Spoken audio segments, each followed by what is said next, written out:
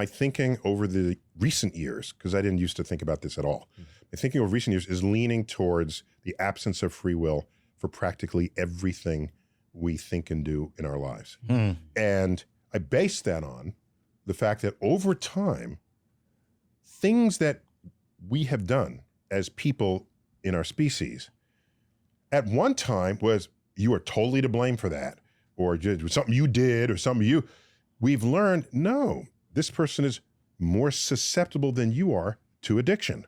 Right. There's a biochemistry there. This person cannot just be made the life of the party because they're on the autism spectrum. They don't control that in the way you might think they should, just because you're the life of the party.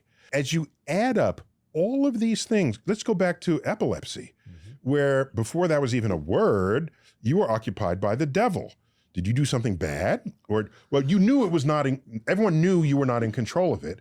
But today, no one is saying, did you have the free will to not have an epileptic seizure? Of course not. Do you have the free will to not be depressed?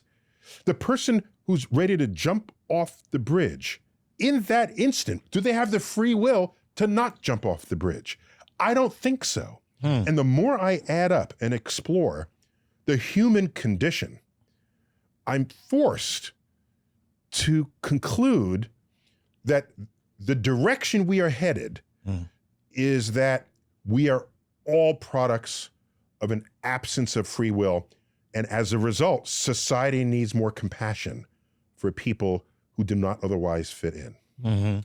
See, I have the exact opposite position in my own mind. I feel that it is because of the absence of free will that you see in most behavior, that it is that 1% of free will activity that moves us in the right direction, bends us toward compassion, takes the arc of history toward justice.